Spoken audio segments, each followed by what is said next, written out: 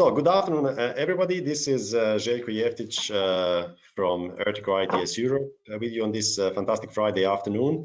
This is the second Friday that we have now ahead of us, where we are talking a little bit with in a very family environment with the key experts from different parts of the world about different topics. Last Friday, we spoke about a hot topic that is electronic freight documents and what is that going to mean for the transport in Europe and beyond. And today we have three additional speakers that are going to be with us, tell us about their expertise and the work that they're doing on another topic that is extremely important right now, and that is mobility as a service.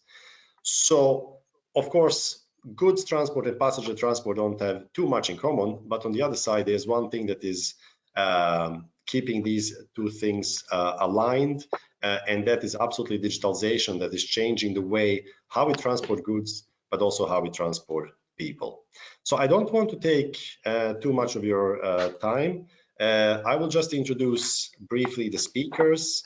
We are going to have Keelan Hopper from West Midlands, which is a public authority, one of the proud ERTICO partners. We're also going to have Paul Spears from PTV Group, telling us a little bit about his work on mobility as a service in one of the European cities. And then we are going to round this up and top it off at the end with a fantastic presentation from Valerie Lefter, who is with us all the way from US. So to all three of you, I would like to say thank you very much for taking this time to share your experiences and best knowledge, best experiences with the rest of the people on this call. Now, to start a little bit, we have to always start with a little bit of advert of ERTICO, just to explain what we do.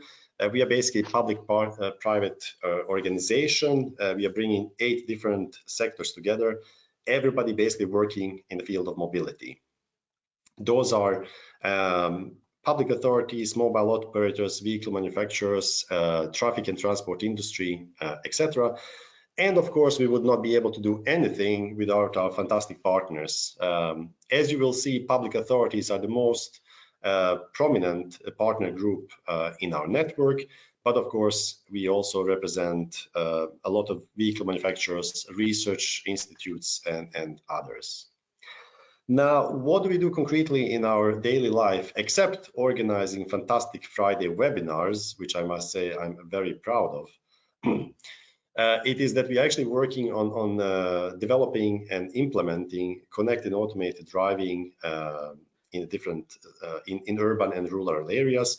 We are very much looking at how can we decarbonize transport, and part of that is actually electrification and also understanding what is the methodology that we need to use to implement decarbonization. We are working a lot on urban mobility, and I will mention just a couple of things that we do there. And finally, transport logistics. We spoke about that to quite a large extent last week, and I will not repeat too much there, but there again, digitalization is impacting goods flows, and this is an opportunity for the sector to become more sustainable, efficient, and safe. A lot of our work is basically done through the European Commission co-financed projects, and on average we have around 20 to 25 projects which are focusing on research, which are focusing on deployment and implementation.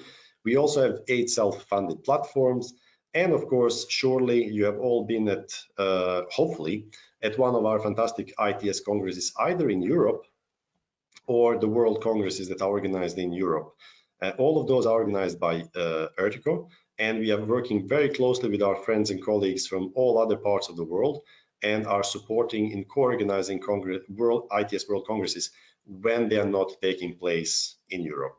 So I also want to give it just a shout out and thank all of our colleagues from Canada and from other locations from ITS community who are with us in this and other web conferences. Hope that we'll be able to collaborate in the future even more.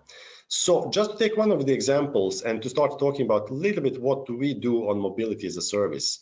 Here you see a very nice picture of the world where you have also a number of cities that have been highlighted in bold. In all of these cities, we are implementing, together with local partners and national governments and other stakeholders, we are implementing electrification of vehicles as one of the solutions towards decarbonization.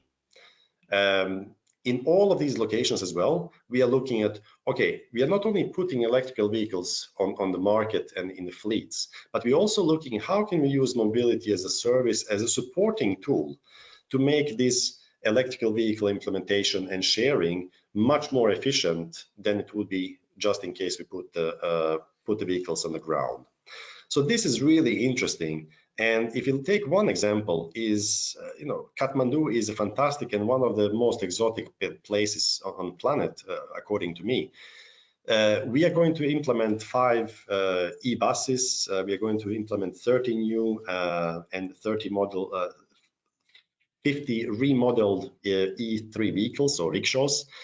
We are going to try to convert 2 diesel buses to e-buses and work with approximately 20 scooters. This is fantastic, and this is also highlighting again that yes, in Europe and in other parts of the developed world, we are talking a lot about digitalization, we are talking about electromobility and other aspects, but it doesn't stop there.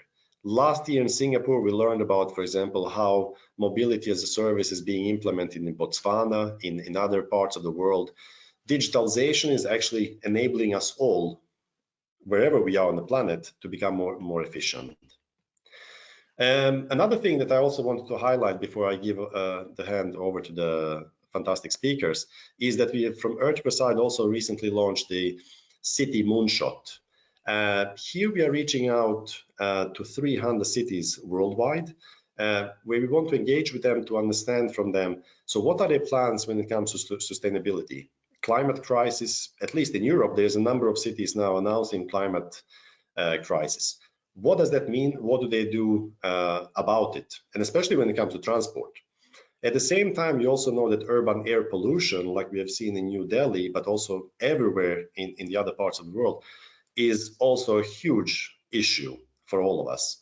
So again, we would like to see how do policies look at these topics, and how do these topics directly impact the strategies on transport from all of these cities. Then closely related to that is also the topic of data sharing. Everybody wants to share data, everybody wants to get data. Not everybody knows what data do we want to share or what are we going to use with it. So we are reaching out to cities to understand what kind of data are they willing to offer to private sector, and at the same time, what kind of data would they like to receive from private sector, under what conditions, do they have some standards in place, etc., etc., etc. And final topic on this first set of interviews that we are going to do with these 300 cities is really mobility as a service implementation plans. In the North America, this is called mobility on demand. And I do not even have a clue what mobility as a service potentially is called in Latin America or anywhere else. There might be other names. Still, the concept is more or less the same. So for us to be more impactful as ERTICO partnership in bringing more of these technologies to the market and ultimately to the benefit of the end users and our society, we need to get much better understanding of what city reality is. We are planning to ask these questions to approximately 200 cities in Europe and approximately 100 cities in other parts of the world. Finally, this series of webinars that we are talking about, and also our work on supporting the uptake of ITS and intelligent mobility solutions, does not stop only here, but we're also working through the ERTICO Academy, where we are taking basically the best lessons learned from the European projects, from the different platforms that we are collaborating with, but also from many of our partners who are experts in their fields. We are basically jointly developing new training material that is then being offered online, free of charge through the ERTICO Academy online platform. So this is, let's say, introduction course that can be used by any country, any stakeholder, anywhere in the world. We already have, as you can see on the right side, some 10 different training courses. The 10th couldn't be squeezed in, unfortunately. on the picture, but we're also continuously developing new training material. We are looking at the digital freight, electromobility and mobility as a service trainings right now. So this is really a short introduction from what ERTICO is, what do we do, and how do we relate to this topic, and why are we talking about this basically from our side. So without taking much more time from my side, I would really like to welcome Keelan, who is with us from UK, from West Midlands, to tell us a little bit about what West Midlands is doing as the region, what are the experiences with mobility as a service, and where they are heading next. So Keelan, the floor is yours.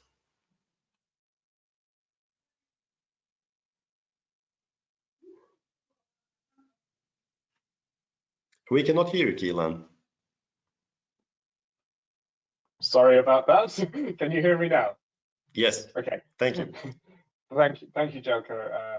And it's a pleasure to be here to be able to talk to you about what we're doing with mobility as a service in the West Midlands. Firstly, I'll give you a little bit of background about where I come from, Transport for West Midlands, and what we do. So we are a government agency. We are the public transport authority for the region in the UK around Birmingham. We cover a population of almost 3 million, which is continuing to grow. And we're a partnership essentially of 7 local authorities led by a directly elected mayor. Our responsibilities cover a range of different modes and have slightly different responsibilities in each of those, but that covers buses, rail, the metro, the road network, and we also operate a multi-operator public transport smart card scheme. It's important to say as well, we operate in a deregulated environment, so we have multiple bus operators, we have multiple rail operators in the region, and we don't have, we have partnerships with those, but we don't have direct procurement relationships with them in most cases. So that makes for some interesting relationships, as I'll come on to. We have a vision as an organisation, which is to drive inclusive economic growth in our region and enable a healthier, happier, better connected and more prosperous population. So we try to carry that through in all that we do, including when we work on mobility as a service, just make sure we're focused on that. But that's ultimately what our goals are. And mobility as a service is not the only thing that we do. So we have a wide portfolio of capital projects that cover all sorts of different things like rail station reopenings, but we also have a large innovation portfolio which covers things like ultra-low emissions vehicles, electric and hydrogen, a 5G program looking to see how we can deploy new communications technologies in mobility. We have an on-road test facility for connected and autonomous vehicles. We're exploring commercialization of data through a platform called Convex, and we also have work on mobility as a service. This takes place as part of our future transport zone. We are now one of 4 future transport zones in the UK, following an announcement last week. And that's another opportunity for us to collaborate with other cities in the UK. And that really extends the collaboration we've had with a whole range of sectors, including automotive and others. I wanted to touch a little bit on our wider context and what happened last week, the announcement that we had from the Department for Transport here in the UK. And mobility as a service is increasingly becoming of great interest at national level in the UK. And there are a few different things that came out in that announcement. So as I mentioned, the future transport zones have been announced. Mobility as a service is a key element in each of those future transport zones, and it'll be a key part of those cities and regions putting forward a future transport vision. Those zones are locally centred, so they're led by combined authorities or local authorities in those areas. But it's also a national programme, so there's opportunities to collaborate across zones and to have some support and the backing of central government.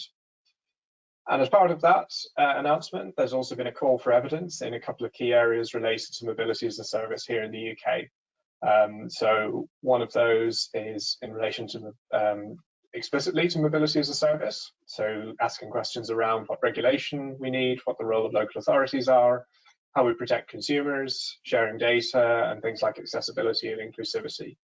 But there's also a call for evidence as part of the same document, which concerns some of the specific modes. So one of those is around flexible buses. This is something which we would call sort of demand responsive transport.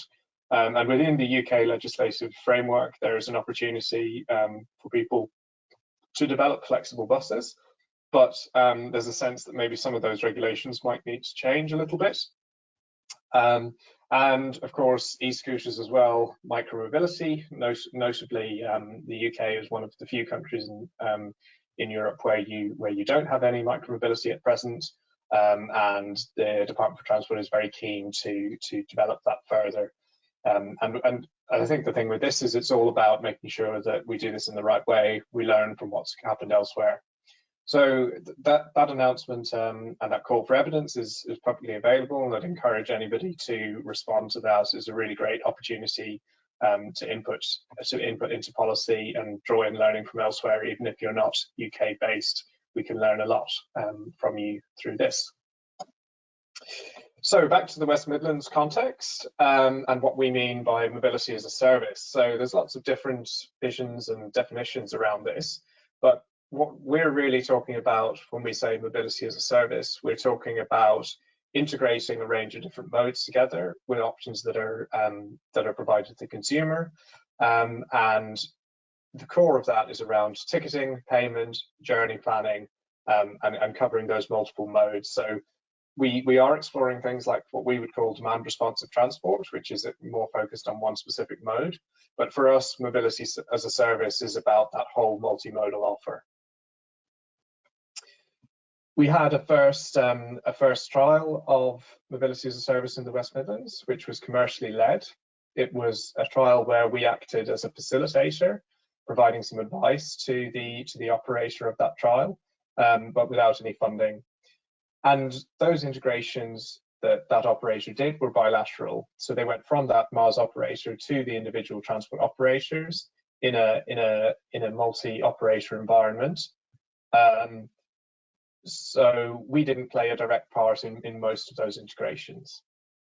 We saw some success in the sense that those users of that initial trial were very happy with it and liked the service a lot, but the overall uptake was very low, especially for subscription services. There were some challenges around commercial agreements between the MaaS operator and transport operators, which is a feature across many MaaS deployments. And our real takeaways from that were that there's a real need for us to take more of a leading role in the deployment of mobility as a service, to act as more of an active facilitator, but also, of course, that it's really important to engage with our transport operators, because without that, we won't have a successful mobility as a service deployment. As we take that forward, we've got three main areas of focus now. So we're enhancing the Swift platform. I mentioned in my first slide that we have a transport smart card system, which is multi-operator and covers the whole region. We're developing that. We're also looking at a mobility credits trial. This is something where we're talking about providing an added incentive for people to use mobility as a service offering instead of a trial. And we're also looking at our overall mobility as a service strategy. And I'll talk a little bit about each of these in turn. Firstly, enhancing our Swift smart card ticketing platform. So we're introducing best value capping. This is an account-based ticketing deployment, essentially. This is first taking place on Metro, which is the tram system which we operate, but later to roll out onto bus, other things as well, like rail, parking, and car sharing. We're operating, as I mentioned a couple of times, in a deregulated environment. So we've got multiple operators. We already have commercial settlement agreements in place as part of that scheme, which we're leveraging to roll this out.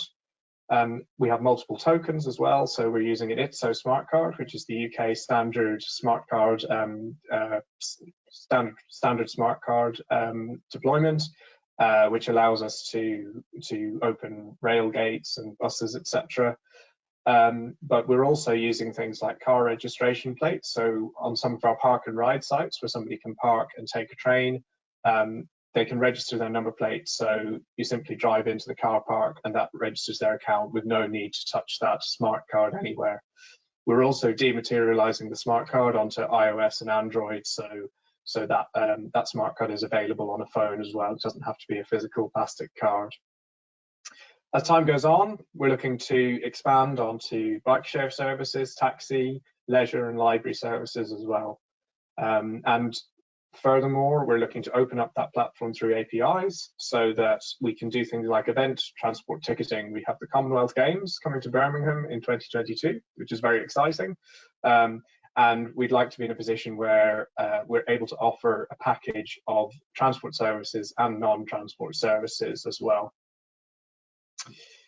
Second thing Keelan, can I just ask you a question? Sure, Shelka. Sorry, so you were mentioning that there was a first, let's say, implementation from the private side, from one of the private MaaS operators in implementing this, but the uptake was not that big. Do you believe now that when you're integrate, I mean, how much of these integrated, how much were they able to integrate from their side compared to the previous slide that you were showing on what are the next steps that you want to do with the smart cards and everything else? Okay. Were they maybe just a little bit too early? Or is this something that is going to be best offered by public authority, but it's going to be more challenging for private operators? How do you see it? Is it maybe the timing, or is it more maybe that what didn't work? What was one of the main reasons? So I think it's a mix, and I think it depends a little bit on the specific environment. But in our context, because we've got multiple bus operators and multiple rail operators, while the private operator was able to make integrations with one, to add an additional bus operator or to add an additional rail operator or something like that required additional commercial agreements and additional technical integrations. So what we're able to do is we're able to use the integrations that we have already. So we already have things that are used for monthly season tickets and pay-as-you-go smart card services. What we can offer then is essentially each of those is either already integrated or only has to integrate once rather than integrating multiple times. The other thing I would say is that we have the advantage. We've got 250,000 registered monthly active users of our Swift smart card platform. So in terms of marketing a service like this, we've actually got an advantage in that we've already got a user base to work from. Whereas the private operator perhaps was starting to try and access a new user base. There's value in doing that for sure, but we think that it's a good place to start with our existing users. Great, thanks. So the second thing I want to touch on briefly is our mobility credit scheme. This is a scheme that we're running as a trial in Coventry, which is on the edge of our region. And this mobility credit scheme is very much targeted at air quality improvements. So this is looking to see, can we encourage somebody to give up their car and exchange it for some mobility credits? So this might be in the range of, say, £2,000 perhaps. So a fairly significant sum of money, which they can then spend almost as a top up on their mobility as a service account and spend on a number of different transport modes. So this is really trying to push people towards giving up a vehicle and using a range of other modes, a broader transport offer. And we recognise that will need to be not only public transport, but also car club and other things like that. So that's really driving forward some of the development that we do with mobility as a service overall, is the need to be able to offer a compelling alternative to people. And it's an interesting one because we're really trying to see if that extra incentive of giving people a bit of money to do that on a one-off basis actually leads to a lasting behaviour change. So we're really focused in this project on learning, on evaluation of how well this is working and how we actually change behaviour. All of that has brought us back to the strategy questions again, which I think I would stress are really important to think about all the way through. Simple things like what modes are absolutely crucial for mobility as a service. So from some of the recent research that we've done, some with our users in Coventry, we found that taxi came up as a really important thing that people wanted. That's a really useful takeaway. Accessibility and inclusivity is really key to us. A huge proportion of our budget goes on ensuring accessible transport and inclusive transport that covers geographic areas that would be underserved otherwise, or that supports those users who wouldn't be able to use necessarily a conventional service. So we've got to carry that through when we look at mobility as a service. That's really crucial for us. Climate is another interesting one. So we've had a climate emergency declaration in our authority, which has targeted net zero across the region's emissions by 2041. That's a real challenge. This means around mobility as a service, not just thinking about mode shift, but also thinking about reducing travel demand overall. So there will be a need for perhaps a 20 to 60% reduction in vehicle mileage. That's likely to involve some reduction in how much travel people are actually making. And that's a really interesting conversation to have with your operators, I would suggest. What's our role? Really important to keep revisiting how we deal with operators and things like that, and how we go ahead and procure this. So these are all questions that we're exploring and taking some time to, while we're developing and bringing things forward, always coming back to these strategic questions that are really important to answer.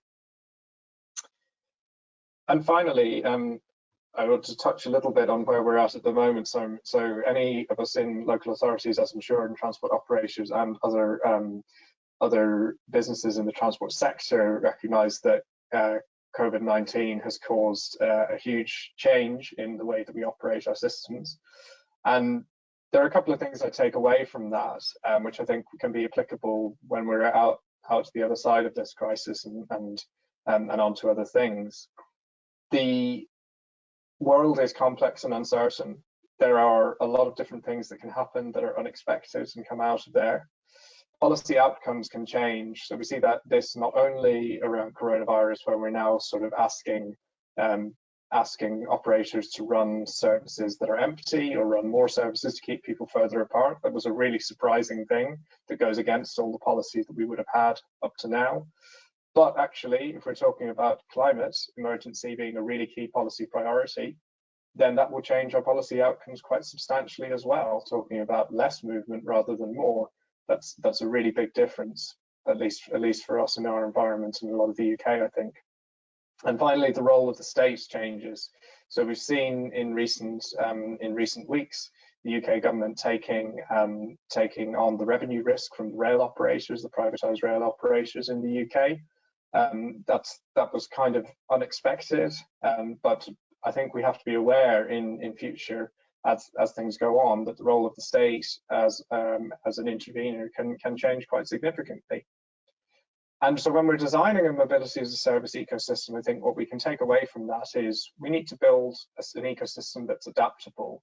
Don't build something that works just for the operators and the government and the governance structures that we have today, but something which can adapt and can be resilient when those things change in future.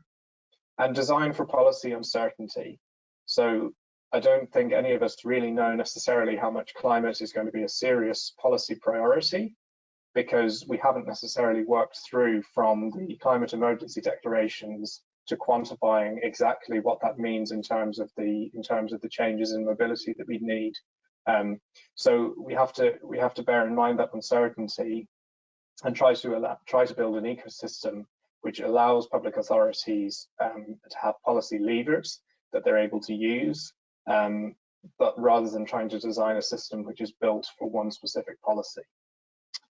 So that's all from me. Thank you very much for listening. I'll hand back over to Jelko. Keelan, fantastic presentation. First, thank you very much for teaching us or telling us about what West Midlands is basically doing, about your already finished experiences with mobility as a service and where you're going next. And also I take a couple of these societal topics, you know, that what you were saying, that the city itself or the region has announced climate emergency, but you still don't know actually what does that mean from transport point of view, and that still needs to boil down into daily operation. Really interesting. And I loved your last slide also, that you were mentioning that right now you are forced to operate in an environment that you never have been before, forced to put in more vehicles on the roads and to minimize the usage of your vehicles, basically, compared to a normal scenario. So to separate people more in space, so that you don't have overcrowded buses or everything else. So really interesting times. Thank you very much, Keelan, for your inputs. Everybody, you see Keelan's details here. You can either contact him afterwards, or you can also use the questions tab that you can see on the go to webinar on the right. Feel free to ask any questions as long as they are professionals. And one thing that we promise is that we are going to ask the speakers all of the questions that you can come up with. Keelan, again, thanks a lot. And we go very swiftly to the next speaker, which is our dear Paul, who is a director at PTV, and who is going to also tell us a little bit more about the work that he has been doing on simulating the extreme effects of mobility as a service implementation, if I can call it like that. Paul, the floor is yours.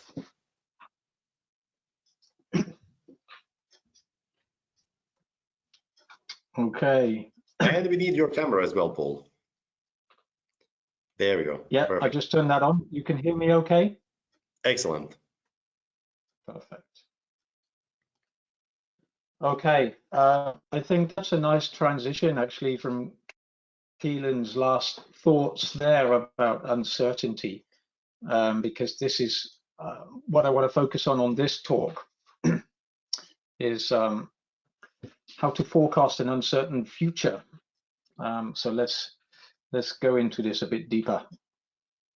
Our background is Oslo in Norway, and our backdrop project is there, a publication we put out there last year, the Oslo study, how autonomous cars may change transport in cities in the future. So we did this study in partnership with COVI and on behalf of Ruter, the transport agency in Oslo. And Ruter take care of the buses, the metro, the tram, and I believe some of the suburban rail as well. So they really have a wide reach.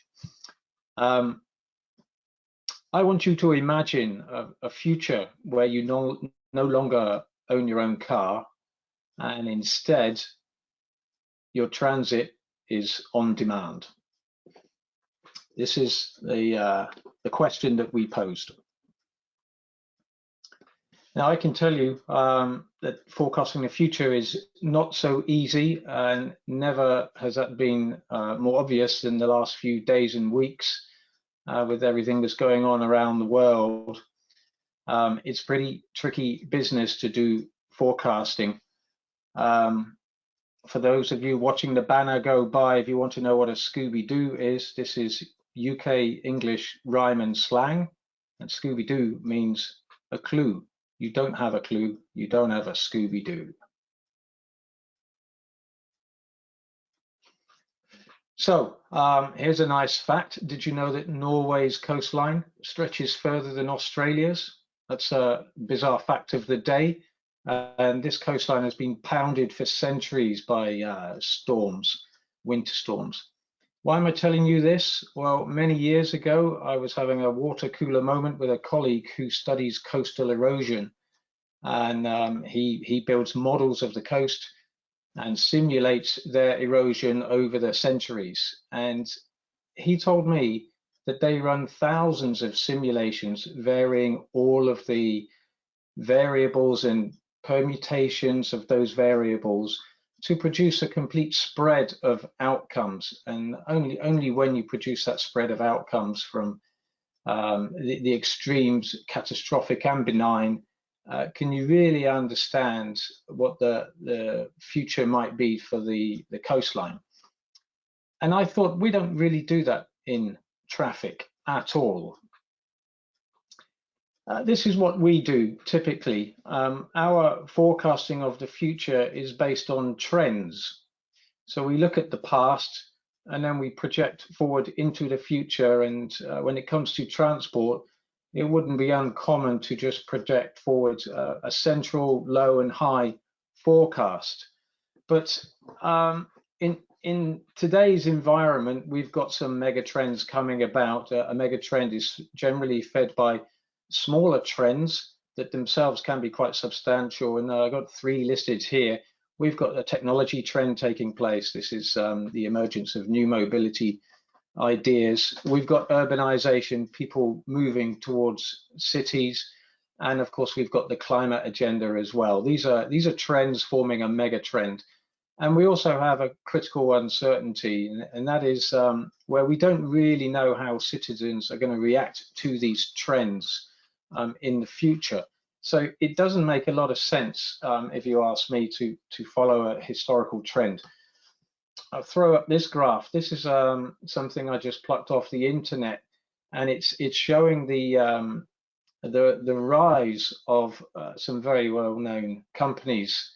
And you can see some of those rises are absolutely immense. And how could, in 2012, which is not that long ago, how could you have projected the growth of Amazon that you see on this graph? You cannot follow a trend growth to project that forward.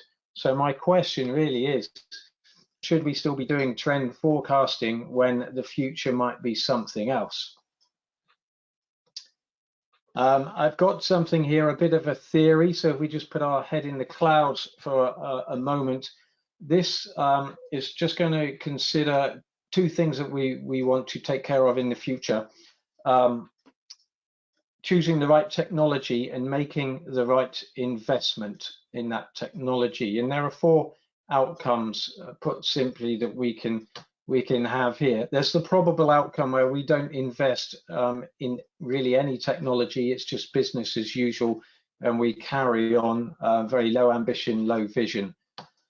We've got the plausible future where you invest heavily in super duper technology.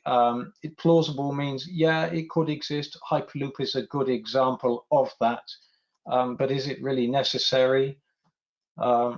There's the painful one where we invest in the wrong things or overinvest in things. And an obvious one for comparison is cable TV. I don't know what it's like where you are, but in the UK, 20 years ago, we dug up the whole country laying cable TV, and then someone popped a satellite in the sky. But the one we're after is the possible one where you choose your future. And we've got lots of visions out there, carbon neutral, carbon zero, sustainable cities, and so on, that we're all heading for. But you've got to make the right investment in the right technology. So you really need to have a focus on what that future should look like and how you can get there in a realistic way. All of this stems from my conversation at that water cooler with the coastal erosion guy. So if you model enough future scenarios, you can start to see the spread of those outcomes and indeed understand where are your catastrophic and benign outcomes. And at the same time, get a feel for what is a reasonable outcome or an outcome that fits in your vision as well. And once you start to understand the lay of the field, then you can start to make the right decisions. So coming back to the Oslo study, this is what we have decided to do, is to simulate more so that we can understand more, so we can arrive at more solid conclusions. The Oslo study, so what was it? It's a desktop study. It's a shared mobility study that was trying to address 2 critical uncertainties. The first one was what will public transport be like in the future? Will it be weak or strong? And then against that, on the other axis, is our personal preferences for transport in the future? Do we want something that's quite private, or are we willing to go more in a shared environment?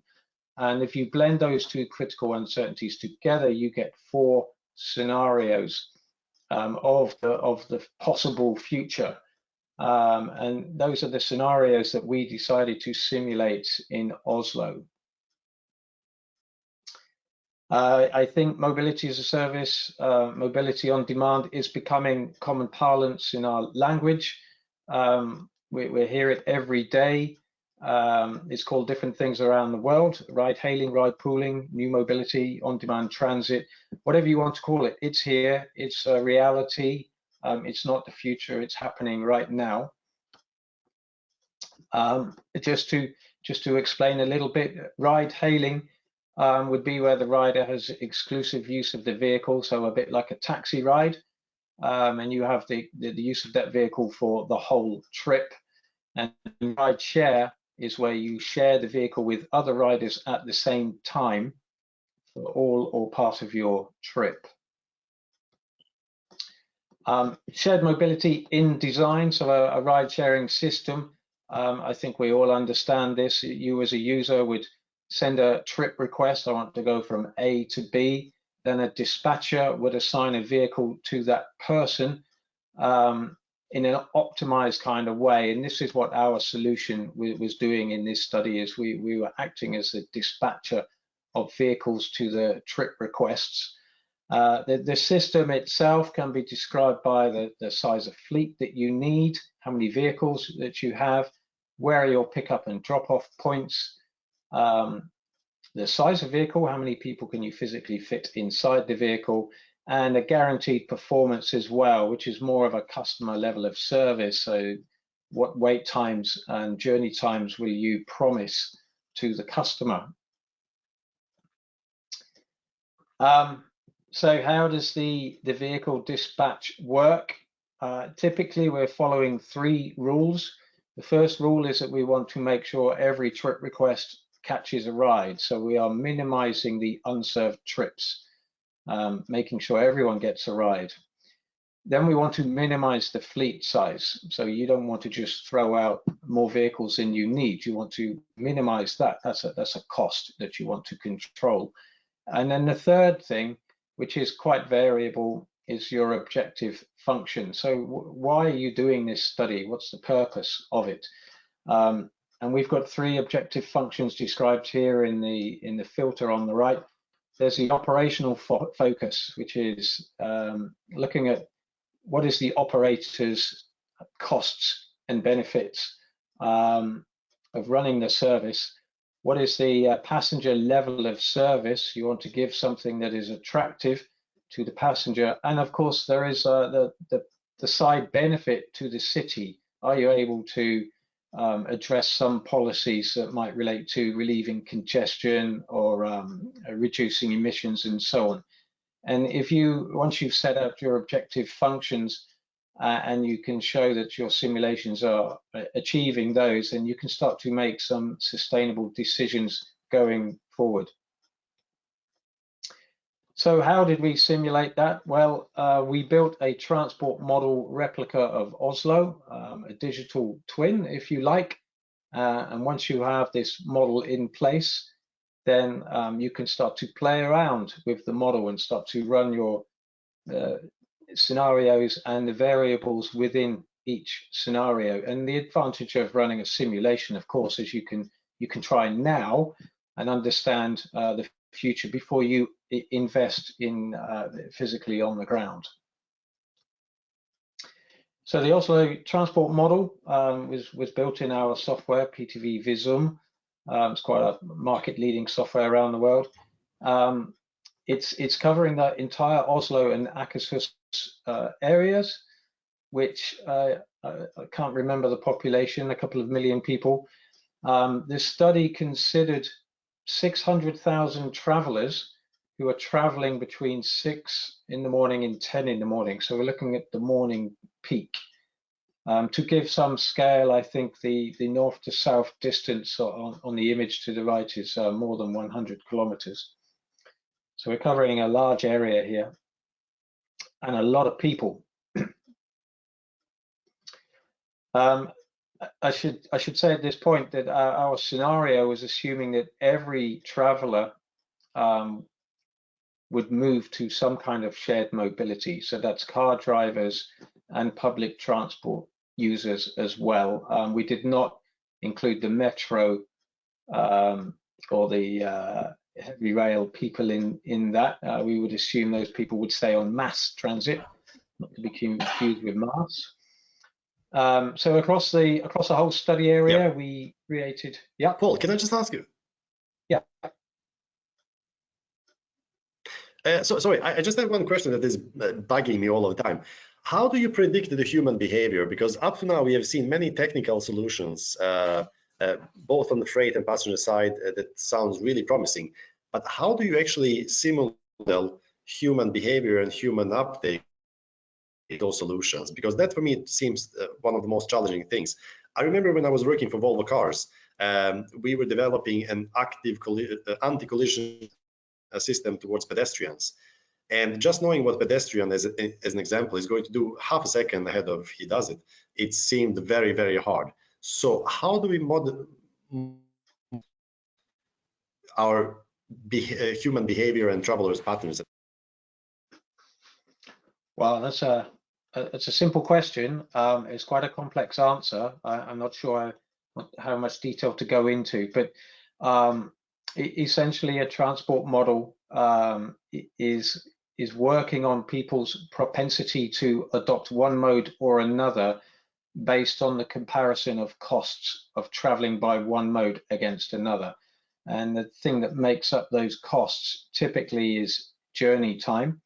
Of course, there's a monetary aspect as well. But if you just consider journey time, travel by car compared to public transport, you can see the differences, particularly if you have to make interchanges as well. Of course, you have to have the service on offer as well. So you have to have that choice in front of you. So typically a transport model will be supported by surveys that we will have done on the public. I say we, the general industry will have done on the public to understand those sort of behavioral traits, and they get put into the model as a kind of parameter in that calculation. That's a short answer. In this study, we went to the extreme and we just made the crass assumption that everybody would switch, because we really wanted to see what the biggest impacts could be if Oslo went into a shared mobility system. Another way to do it, if you're looking to see, well, what would my ridership be if I was coming from an operator perspective, you can make some assumptions about the population, a percentage of the population or a target population. If you're looking at commuters or something like this, and see how many of those you need to create the business model that works for that particular operation. So and if you find that you need 50% of the people for that business model, then it's probably not a good business model. If you need 5%, then you've got something that it's realistic and you might be able to develop something from that. So I'll come back to the slides. So we created 7,000 pickup and drop-off locations across the study area. They're here with these yellow dots that you can see. We call them PUDOs, pickup drop-off. This is very much a door-to-door service, you know, where we can design this however we like, but that's what we decided to do here. The service specification, well, this is completely full of variables. How do you know what to provide? What's the most optimum blend of these things? So we've got a pre-booking time. How much in advance do you need to book your ride? How many vehicles should we have in the fleet? What is the size of that vehicle? The maximum wait time that a passenger will tolerate? And also a detour. If you're ride sharing with other travelers, you may go on a slight detour to pick up and drop off others. Well, how much of a detour will you tolerate as well? So all of these come together in a permutation, and there are many permutations that you can have, and that's what we did. We permutated these variables. These are the scenarios that we tried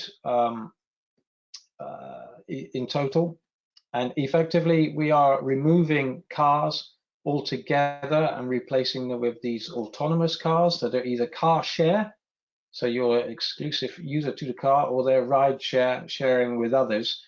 And then we had two spin-offs called 3A and 3B, where we put the public transport people into something similar to a bus, but it's not on a fixed route, it's on a floating route. Now, this last column on the right-hand side is showing the percent change in vehicle miles traveled, and there's only one scenario that actually reduced the miles traveled. And the reason for that is any shared mobility system is going to have empty miles as vehicles reposition. So those empty miles are in addition to what we experience today in a like-for-like comparison. The benefit we saw there as well, the 14% benefit as the best case. Well, let me compare this with Lisbon, the Lisbon study and other studies done by the ITF, for example, and we were nowhere near the benefits that they had shown in their studies. Now, I don't know the parameters they used in their studies, but I know what we used in ours, and we could improve this 14%. In fact, we did a scenario that really ramped up the parameters to unrealistic levels, actually. So really long wait times, long detours, and so on. And we got a 30% reduction, but it was not a realistic set of parameters. So for us, this was a real grounding that if you're going to do shared mobility with a view to having a positive impact on the city, then you really have to think carefully about the service operation you're putting in place, because not everyone is a winner. So in total, we had simulated over 300 runs across those 6 scenarios, and this helped us to identify what was reasonable. It also helped us identify the extremes as well. Of those 300, I think about 60 found their way into the final report. So, you know, we didn't report everything, and I don't think I don't think you would be able to capture the true outcomes if you did not simulate as much as we did. I'll just take you through some big numbers here. I've got a screenshot from our simulation. One of them, this is scenario 2A. It's actually one where it's car share only, not ride share. So everyone has exclusive use of a vehicle. We had 536,000 trip requests in this scenario. So this is over 500,000 people seeking a ride, and that required 56,000 vehicles in the fleet to deliver those people. Now, those people were traveling in 500,000 cars, so you can see that you only need 1/10 of the fleet to move these people, and this is because a vehicle can get used again and again and again. This red line you see on the map is showing the tour of one of those vehicles, and the blue dots are pick-up drop-off locations, and it's a complete free-floating route that this particular vehicle has taken. And just to throw a mind-boggling number in there, we've got 37 million journey legs in the simulation period to move those 500,000 people. A journey leg being a small section of the vehicle's tour. So I think it's fair to say that with this kind of analysis that Ruta has all of the answers, and we just have to ask ourselves, what was the question? So some highlights from the study. If you wanted to know more, you can just download the report. There is a link on this presentation. I don't know if the slides are being made available. Hopefully they are. But just some highlights, and these are from all the scenarios, really. I won't go through them all, but on our worst case scenario, we increased vehicle miles by 97%. That of course could never happen because that would be gridlock. In one of the worst scenarios, 28% of the miles driven are by empty vehicles. That's why we get such an increase in vehicle miles. But in all scenarios, we really reduce the number of vehicles required. Of course, that has a big impact on where do these vehicles park if you only have 10% of the existing vehicle stock. In the best case, we reduce vehicle miles by 14%, which of course has other knock-on effects to relieving congestion, emissions, and everything else. Let's say you're a car user and you moved into a shared mobility solution. You probably would see your travel time extend by 8 minutes. This is because you might have some wait time now, and you also might have some ride detour to experience. So it's slightly worse than an existing car journey. But if you're a public transport user, the rideshare saves you time, because you're more point to point, you're more door to door. It's more of a bespoke, customized service for you, so it's of benefit. That's an important thing to take note of. I think the last thing I'll say here is vehicle utilization. So a typical journey in Oslo, this is capturing all journeys, they're very short actually. So a vehicle is only traveling for less than 20 minutes really, and it's on average per journey. But now with a shared solution, that same car could be utilized for 3 hours in the 4-hour simulation period, because it's getting used again and again. So the project takeaways. The first one is the focus on increased coordination. Now, I just mentioned on the last slide that public transport users would benefit from a rideshare system because it makes their journeys shorter. But this actually is not the reaction we really want, is to take people away from public transport and put them into shared mobility. That's reducing revenue for public transport, and it's adding a vehicle to the network. So we do need increased coordination between rideshare and public transit operators. Think of a system that could increase the catchment of a suburban rail station, for instance, act as a feeder to that rail station. So you could coordinate in that way. We could, by doing these studies, by putting this into operation, we could start to create a data hub of activity that you can use and learn from. Scenario managing, we do need to share our data. I say our, I'm talking about operators. It's important that operators understand that if they share bits of their data, then we can begin to optimize the optimized. Each operator will think they're working in an optimized way, but layered on top of each other, maybe not. So this would be quite important for the city to take control here. And the last project takeaway here is we're doing these simulation studies, is you can provide some great insights that can lead to strong decision support when it comes to putting forward business models and other policy measures that you're trying to achieve. So to wrap up, shared mobility is here. It's here already. Our cities need to know the impacts of this. One of the reasons why Oslo did this study is they wanted to be ahead of the game when it comes to disruptors coming into the city. And by disruptors, I don't mean to be disrespectful, but companies like Uber and Lyft that are offering a great service to the consumer, but maybe not of the best benefit to the city and its congestion problems.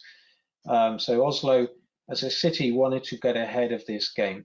Operators need to know if they're going to invest and explore this new kind of mobility. And of course, investors, if they're going to invest in business models, they need to know as well. So this is the advantages of simulating before you deploy. And I can tell you Oslo is beginning to find the answers.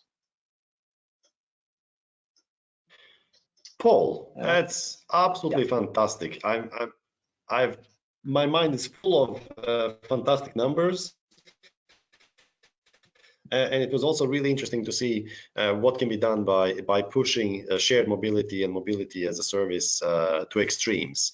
Of course, it's also very clear that it depends on how you model.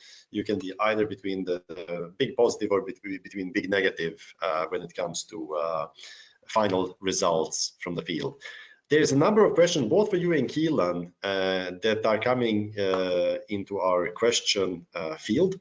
Everybody, please continue asking the questions. But before I go to the questions from the audience, from the participants, I just also want to give possibility to Valerie to tell us a little bit about her work as well in the US. So just a short introduction to our speaker. I met Valerie at ITS conference in Singapore in October, and I was impressed by the work that she was doing and her company was doing in Nebraska and a few other states in the US. And as late as yesterday, I was watching BBC and everybody's talking about Corona, and now the UK government is also focusing and asking more people to actually help each other to organize themselves, and that younger people can maybe go and do shopping for the older people, or that younger people can also in some cases take the older people to maybe to hospital for tests, etc., etc., etc. And that brought me actually to the point that actually the UK government should be going back to Valerie and the Phoenix Mobility Rising, because they are a few years ahead of all of us. So Valerie, please, the floor is yours. Tell us about your work. Absolutely, thank you. I appreciate the opportunity to share, and thank you for those kind words. A little bit about Phoenix, just we are a small but mighty team. There's about 16 of us. We're looking to about triple our size in the next 2 years, so we're growing very quickly and really excited. But we really focus on creating solutions for the communities to really support those folks who traditionally fall through the cracks or who get left behind in kind of the race to innovation. And so we look at the ecosystem where if we design for those who need it the most or who have the greatest need, it will take care of the need for the folks who don't have accessibility barriers. So we work with a variety of technology partners to deploy. We work and support also marketing and outreach. Our main goal though is working with local community partners and champions to make things happen. So it's not a build it and here we come kind of thing. It's a let's all build it together from day one when it comes to how do we deploy. And we really appreciate and respect that in today's society, you have to have data-driven outcomes. And we are a 501c3 nonprofit. So Phoenix operates in multiple communities in the US. We just won another grant with the FTA IMI to launch in Minnesota, but we're working in multiple states with different focuses based upon the deployment, collaborating with AARP Driver Safety in supporting their Ride at 50 Plus program on mobility as a service for older adults, supporting mobility options for individuals as they age and also as they interact as caregivers. Working in the coastal bend of Texas, supporting individuals with disabilities and helping access medical appointments using multimodal deployments. We're working with Michigan DOT on a variety of initiatives on deploying MaaS, and I'll talk a little bit more about how we're collaborating to provide multi-jurisdictional MaaS between paratransit organizations, and then working with the East Central Wisconsin Regional Planning Commission in Wisconsin to really focus on how do we use MaaS for employment? How do we use MaaS for the unbanked? How do we use mobility as a service to support re-entering citizens, individuals on work release from jail, and also working in very rural communities like Western Nebraska and supporting intercity bus transportation. How do we help get more folks in rural communities utilizing inner city transportation, and many more. So, you know, we work in a variety of different environments, ranging from cities as large as Dallas, which is about 10 million, all the way to communities like B, Texas, where there's 500 people. And so we really specialize in helping the community bring the solution that they would like to see come to fruition. Let's see here. So in a nutshell, we use mobility as a service to solve transportation challenges by working with community groups to address what are the barriers. So instead of saying, here's the technology and here's the app, let's decide what the solution is. It's what is the challenge that you're seeking to address, and let's all work together, from the veterans, from the schools, from the employers, from the government, to solve those challenges that are currently occurring. We're technology agnostic, so we work with a lot of different transportation technology companies to implement their solution in the community. So if they bring the app and the solution, we'll collaborate to make sure that that's a good fit, that the RFP matches what the community is looking to serve, and also that the solution addresses the need that is identified. We then will help that local technology integrate with public transportation, ride sharing, private transportation providers, including accessible options. That is one of the biggest things that we really want to make sure that regardless of your mobility, you have the option to use transportation in this ecosystem when we're a collaborating partner. And then we really focus on the entire person. So not only focusing on you know, can folks who need to get from A to B, who have funding and have, you know, financial wherewithal, but also what about folks who are suffering from poverty? What about, you know, mothers who are trying to address, you know, employment challenges, but also thinking about daycare, supporting individuals who are unbanked, and not only helping them get to the doctor, but to get to all those things that are necessary to live healthy, productive lives. We also deploy volunteer networks of drivers in the communities that we serve to fill those gaps. And those are what we call the freedom drivers.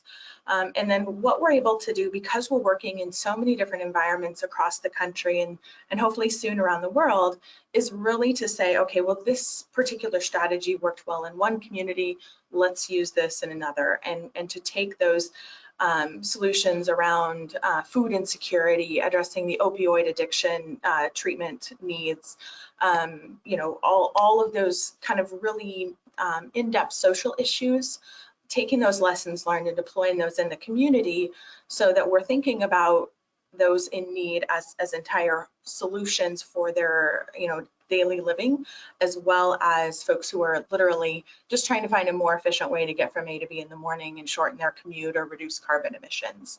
And then we provide what we call coaching to support the project goal. So it's not like here today, gone tomorrow, but we partner in the communities that we serve for you know, extended periods of time to make sure that as the solution is being deployed and as the community is utilizing the service, you know, we're achieving those long-term goals as well as those short-term goals that are established.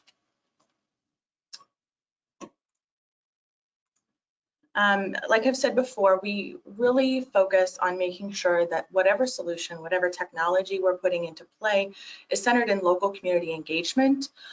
So we have what we put together in every deployment that we're a part of called a mobility leadership circle. And this includes in law enforcement, mental health professionals, the hospitals, the public transit, the private transit providers, basically the supply and demand and major community factors. Sometimes we have elected officials on these leadership circles. I would say, what are the goals? Like I said before, we use volunteer drivers to fill the gaps because there's not always a mobility solution that, for example, works at a certain time of day in a community, or the capacity or demand response time isn't there. And they're really also the storytellers. They can tell us the outcomes that are happening in these communities in great detail beyond where we might be able to get that from an administrator. They're really handling the high level needs, but those volunteers in those communities are spending, you know, in some cases an hour and a half with a with a passenger, and we're able to learn what are the barriers. And as we all know in the space, stories matter. They are that qualitative data that allows us to propel our initiatives forward. And then finally, with whatever technology we're partnering with, we provide training, we provide coaching. It's not a matter of, you know, here's a 30-second YouTube video, but there's a lot of initiatives in how we do local presentations and support community partners to deploy that, and all sorts of initiatives. So our Freedom Drivers are always local to the community. Like I said, they fill the gap in any mobility ecosystem, whether that be urban or rural. Some of our drivers actually have disabilities themselves. That gentleman at the top with that picture of myself and Melanie, our area manager in Columbia, he's actually paraplegic and he's in a wheelchair, and he's the one providing rides in communities in supporting, in some cases, refugees, in some cases, some other individuals with other disabilities who are blind, and he motivates them and inspires them, and he is inspired by them. And so it's this really great like win-win where everybody's winning and these beautiful stories are coming through. And I think this is where Jelko was referring to what we're doing and how we support each other. It's almost like the Uber for good, if you will. If like the Red Cross and Lyft had a love child, it would be the Freedom Drivers. But in many cases, this is the last gray area of regulation and oversight.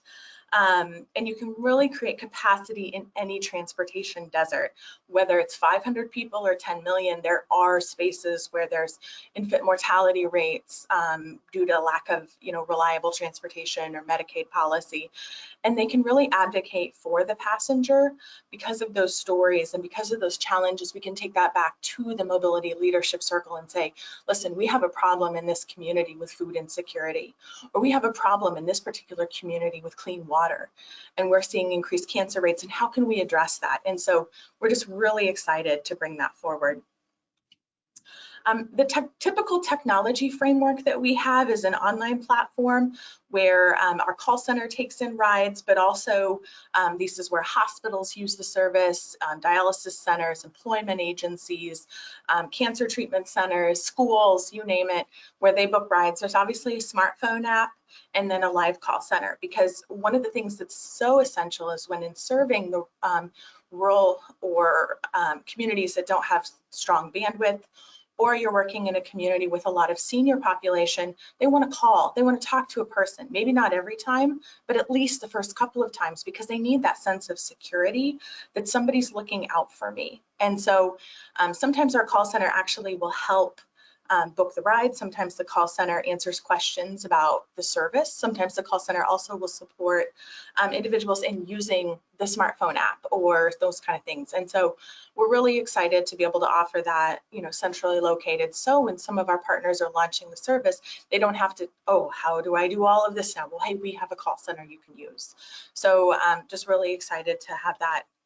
This is an example of the platform for the Mobility as a Service with the Ride at 50 Plus program with AARP driver safety. And you can see basically what has happened in this kind of live environment is you have your pickup address, your drop-off address, your time, so on and so forth. But then you can see all the services that are integrated into this Mobility as a Service platform. We have our Freedom Drivers, which are volunteers. We have the public transit. We have cabs. We have Lyft. We have specialty providers for kids and seniors, airport transportation. Everybody is on an equal playing field, giving that customer the driver's seat for them to decide what's going to be the best solution for them.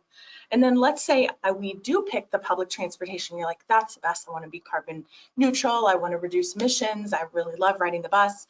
If you need help getting to the bus with the Ride at 50 Plus platform, the technology is also in there to help individuals get a Lyft or a taxi or a volunteer to the bus stop. So it also integrates that first and last mile. Yes, Jelko, do you have a question? I know we're at time. No, I have plenty of questions. The only question that I want to raise now is, of course, with COVID-19. I suppose this is a fantastic opportunity for your business specifically. Do you see any impact right now from the virus? Yeah, so what we have in each community is we allow the sponsors to make the call. in terms of, do they want to continue service? Do they want to limit service? And really, you know, we've limited those, you know, whatever this decision is, to that local community partner or to the sponsor to decide how do we want to move forward. So in some communities, we're ramping up because other transportation systems have, you know, fallen through or have said, you know, hey, we don't feel comfortable operating, or we have drivers calling in not comfortable. So in some cases, we have communities who are ramping up where we're adding more drivers and looking for other options. And in other communities, where we're actually the partner, the sponsor has said, you know, let's hold it only to essential trips and limit it only to life-sustaining support. And so we really respect our partners and what their decisions are. That goes back to that leadership circle in some communities and the funding partners to decide what works best and what they're most comfortable with. What we have done in a lot of communities is redirect some of those trip resources for community support. In one particular community in Texas, we're actually ramping up supporting prescription delivery for individuals who are unable to get to the doctor during this time. In some communities that we're operating in, they're saying we're going to be locked down until like mid-May. Well, if I'm on antidepressants, if I'm on antipsychotics, nerve medication, my husband has a mechanical heart valve and is on Coumadin, we can't go without certain medications in our house. And supporting our local healthcare partners and making sure those partners can also get prescription delivery, helping with grocery delivery. Some grocery stores are doing initiatives. We've got some farmers market partners, and then ultimately really focusing a majority of our effort and time on preparing for this pent-up demand, because we know it's going to hockey stick. We know that there's tons of folks that we work with every day that are delaying those elective surgeries, that are delaying those follow-ups, all those kind of things in light of that. And then on top of it, you know, with our sponsors and our community partners, you know, COVID-19 is here, but we have a pretty strong suspicion that this is going to come back, just like the flu. And what does it look like in COVID-19 in 2021 and 2022? So we really have kind of a broad approach, but it's really beautiful to see some of the things that are happening in our communities. It's our drivers in many communities are veterans. And there was one veteran in particular, one of our drivers called and he's like, I've been through biological weapons training. There's nothing this COVID-19's got on me. And so he's actually continuing to provide rides out like 6 days a week right now. So we're just really excited for that. So there we go. There's Phoenix in a nutshell. And if anybody has any questions or anything like that, I'd be happy to share more information and follow up. Fantastic. Thank you so much, Valerie. So one thing that for everybody who was with us last week as well, you have noticed that I'm terribly bad as a moderator at keeping time. But we also promised that we are going to have the fantastic speakers available with us for the rest of the day. So I hope Valerie, Paul, and Keelan that you are with us for a couple of more hours to go through all of the questions that we have. Paul and Keelan, can you pop up your cameras and I will go through a few questions for all of you. And I will start basically chronologically in order. So I believe this is a question most for Keelan. Should regional transport authorities take the lead on mobility as a service? Does this also mean that MaaS is very difficult to implement where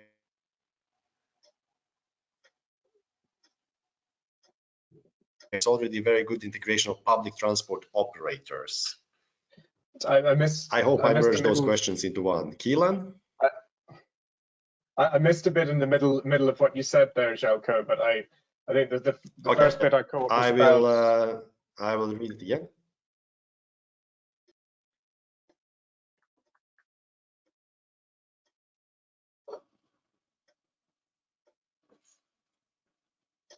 Can you hear us? Yes, I can hear you. Yeah. Keelan? Yes. Yes. Okay. So let me just quickly repeat. These two questions are very much about public transport authorities. Should they take the lead on MaaS? And is it going to be more difficult for private MaaS operators to succeed where there's already good integration of public transport operations? Okay, so I would say it's not necessarily that the Public Transport Authority needs to take a lead, but they definitely need to take, I would say, a really core role in it. I think in an environment where the Public Transport Authority is very involved with the running of public transport, as is the case in most European cities outside the UK, then I think it's clear that needs to be a massive part of the successful mobility as a service. In an environment where it's more deregulated, as you might see in the UK and in other markets, to some extent in the US, although in a slightly different setting, I think. I think the important thing there is that sometimes the private sector finds it difficult to collaborate. And I was really actually a lot of the things, Paul, that you said, I think were really interesting there when you talked about optimizing the optimized, where individual operators might optimize for themselves, but find it quite difficult to actually collaborate towards a greater optimization at system level. And I think that's where the public authority is really important there in being able to bring that together. So yes, in answer to the second question, then I do think it would be difficult for a private MaaS operator to work where there's already a lot of integration between public transport operators. But I think that the public authorities can facilitate that if they want to. So if you can create a platform and a place for different operators to integrate, depending on the kind of ecosystem you want to create as a public authority, you can very much open that up then for private authorities, private mobility as a service providers, for instance, to come in and be a part of that, either as a supplier operator or as an integrator that's able to package up those services or something like that. But the feedback that we've had from across the industry is that those private sector organizations are actually asking for the public authorities to take more of a role to do that facilitation work, because they see that actually it will be quite difficult for them to deliver mobility as a service without that public authority support. Thank you very much, Keelan. I think that was an excellent answer. And now there's a question that is, I think, both for Paul and for Keelan potentially. So whoever is faster to jump on the answering is going to give it a shot. Just a question to the imagination of a future where I don't possess my own car. Is it necessary to imagine such a future with on-demand transit? Or is the vision also possible based on regular public transport, trams, buses, metros, and trains?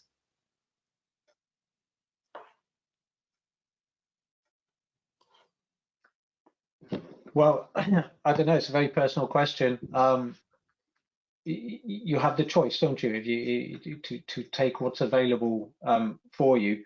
All I would say really to that is any shared mobility that is there trying to replace a little bit of car ownership has to be coordinated in some kind of way if you're really scaling up to the existing public transport offer rather than competing against it. Yeah, it depends on a lot of different things. It depends on land use to one extent. I think in very dense urban environments, it's easy to see somewhere where a lot of active travel can play a huge role. In areas where land use is much more dispersed, I think it's more challenging to provide public transport in an economic way, and that's where I think the on-demand services are really key. I think the thing that's always important to remember in this situation, and I guess Valeria, you'd agree with me on this, that there are plenty of people already who live without cars, not always by choice, a lot of the time just because that's not an option for them, and so they rely on public transport, but also a lot of people in that group rely also on paratransit services, on bring and ride type services, and some taxi services as well. So I think that they're a part of a mix probably for most people.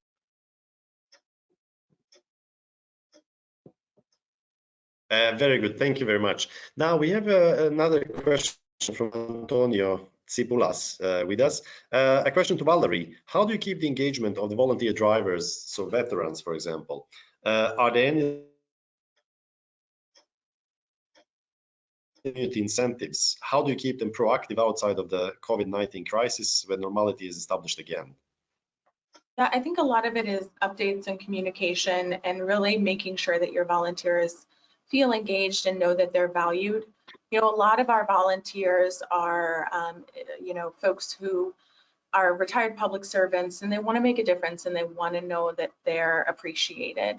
And so, you know, a lot of times what we will do, again, and it depends a little bit in the community that we're operating in our local partners, but we, you know, send out email updates. We let them know how many miles of transportation service that they've provided. We've shared stories with them about the impact that they've provided. We, when they report in things about certain clients that have had, you know, for example, there was a client that, you know, our driver went to pick him up and the individual who was, you know, supposed to get a ride had actually fallen and had been on the floor since the day before. And so when that happens, we like to make sure that they know that they're appreciated, we respect their time, and we help them through that process. So it's that team approach or that feeling that they're part of a team and making a difference. And so, you know, we're working on incentives and creating kind of like a rewards program, if you will. I know a lot of rideshare programs have, you know, various gold or silver or whatever levels. And so those are some things that we're working on as we kind of get more sophisticated about this. But the biggest piece is just communication with them and letting them know that we care about them and we appreciate them. That's the biggest piece of the puzzle.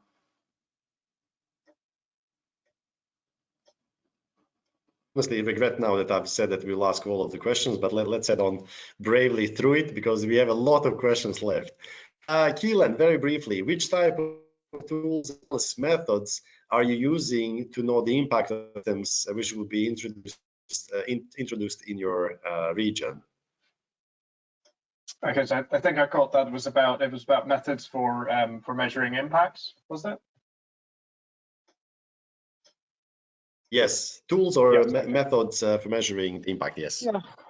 So it's a whole range of things, and this is an area that's actually quite challenging and developing for us. One of the things is that we see that mobility as a service and increased data collection from usage of the transport network is actually a really useful input for that. So as we develop and add new functionality to our Swift card platform, we're picking up more transactions in there. That gives us a lot more transactional data that we can use. As well as through apps and things like that, we have the opportunity to collect more information. The challenge with that is we don't necessarily have good baseline data to compare it with, because when we introduce something new, we get new data, which is great, but we don't have data that was collected in a similar way before.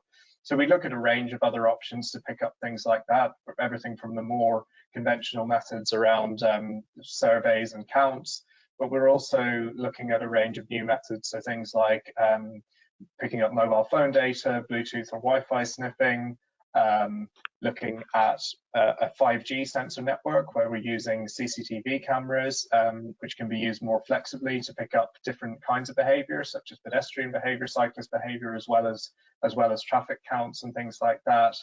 So really a whole range of things. We're also quite keen to pick up on the more qualitative side, sort of similar to what Valerie mentioned. We're increasingly trying to run more face-to-face workshops where we're not in coronavirus situation, but to really engage with users. So with the mobility credits trial, we worked with University College London on the design of that scheme, and we ran a really productive workshop in Coventry there. And it was really great to get that kind of qualitative feedback from people about what worked for them. Excellent, thank you very much. So what we will do, because we will not manage all of the questions, my dog, it seems, needs to be walked at 5 o'clock after working time, and everything. And also, you have also been exhausted after a great discussion. I'm going to give you one last question to each of you three, then we are going to wrap it up. And all of we have received in the question windows, what we are actually going to do is that we are going to make this webinar available online next week. We're also going to write a short summary web news about that, but we're also going to create a frequently asked questions section in the same and we're also going to follow up and ask the panelists all of these questions so they can provide that to us in writing after. so that all questions get answered, but maybe not today. So, Paul, what would you recommend to cities or other authorities to realize that positive shift towards more sustainable mobility? I think with any study that you're doing that's kind of got some kind of long-term horizon, you have to really think about what is your objective, what are you trying to achieve here, and then shape your mobility solution to that objective. Now, these days, our objectives, they might relate to safety, they might relate to air quality and emissions, carbon zero. They might relate to more societal things like inclusion, inclusivity. And so something like shared mobility can help on all of those fronts if you're reducing general car traffic. But the inclusivity one is a nice one, you know, to give everybody the opportunity to travel everywhere, because public transport doesn't provide that for everybody. So that has to be part of the mix, but it's got to be driven by the vision and the what you're trying to achieve, rather than to just put something together piecemeal.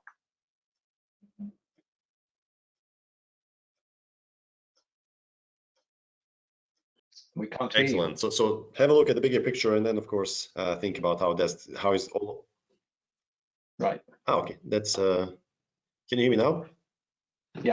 Yeah, now. Okay. No, so what I was trying to say is basically have a look at the bigger picture and focus only on style or solutions. This is actually the next question that goes to Valerie, and that is there was a question that one of the was asking, how do you convince the private operators to work together to collaborate with you? Because very often collaboration in public transport and other modes is seen as a threat towards the benefit of the single public operator. So it really begins and ends with the fact that we are focusing on serving customers that they probably aren't getting right now. And so this is green space. And a lot of times it's about making sure that they understand the bigger picture. You know, there's certainly transit operators, or not so much transit, but private sector taxis, so on and so forth, that really sometimes feel threatened or aren't sure if this is a good fit for them. But ultimately, you know, we have all got, elderly citizens that we're taking care of. We all have family or friends who have disabilities. We all are supporting, all for supporting young mothers who are trying to make it at the end of the day. And it's about the why. It's not necessarily about structuring this in a way that is targeted at, this is all about making incredible amounts of revenue. This is not about, building your stock value.